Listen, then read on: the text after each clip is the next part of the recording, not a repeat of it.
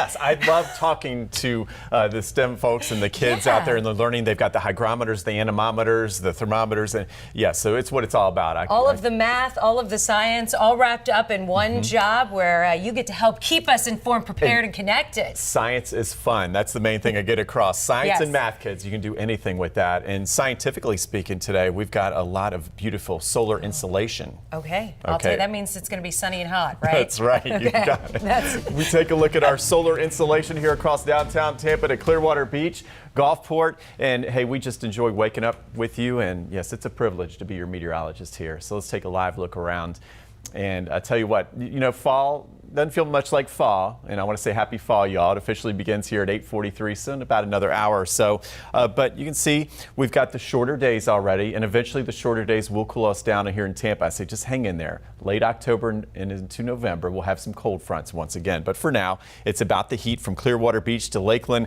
to Ray J. We're ready for the Bucks out there, and as we take a look at the big forecast, let me see. It's kind of hazy, isn't it? And not a cloud in the sky. Pretty interesting there. So usually this time of year we do already see a few clouds, but there's a lot of sinking air, okay, in the atmosphere with high pressure. So as we look at the forecast with that sinking air, don't count on any rain. We will not need the ponchos, but maybe some of those long-brimmed hats, okay, to block some of that sun, because at kickoff, look at that temperature of 91 degrees, okay? And then as we look at the game as a whole, we're not even factoring in the humidity, so feeling more like 100. And you all know what happens. We sit in those stands cheering on the home team, and it's even hotter. So you add another 10 degrees to that. So we got to take the heat seriously, okay? Very seriously. Take some breaks out of the sun, and then going back and cheer on the home team. The only thing hotter than the weather, our Buccaneers, and let's make it 3 in a row. Let's head on over to the weather wall now and put in our big weather impact for today, and it's definitely the heat. That 94 you see there will tie a record high set back in 2022. That northeast wind at 10 to 15, telling the sea breeze to not even think about it. Don't forget about it. It's not coming in today, so that'll allow the atmosphere to just continue to heat up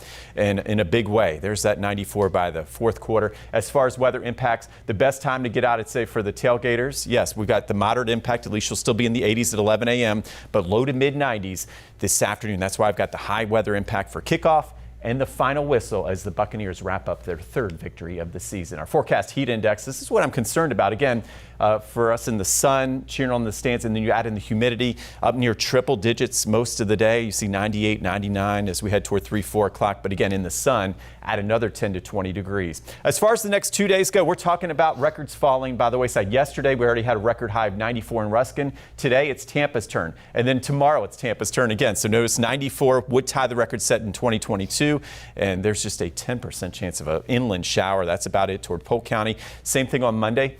Big ridge of high pressure sinking air will keep us hot, 94, and that'll tie a record set back in 2017, which is that 10% chance of a shower. Now, things are going to change during the week, and it all depends on the tropics, but higher confidence, unfortunately, this morning that we will have a tropical system in the Gulf, and we could have some local impacts as early as late Wednesday into Thursday. So notice, yeah, nice quiet start. We take it a day at a time, of course, here. Just very low chances of rain Sunday, Monday, Tuesday, and we could set records all 3 of those days. And then Wednesday, some increasing clouds, maybe, just maybe, some outer bands coming our way with 40% chances of rain. And then on Thursday, maybe some larger or bigger impacts. You can see some heavy rain now moving across much of the area with some rain bands at 70%. But again, a long way to go. We'll watch what the hurricane hunters find in the system. But notice the National Hurricane Center giving a 70% chance of these thunderstorms now in the Caribbean developing and moving north. So the models haven't been very consistent with the intensity or the track. But the latest while you were sleeping overnight, notice you got the webs of white and the webs of green. So the white, the American model, and the Euro is the green.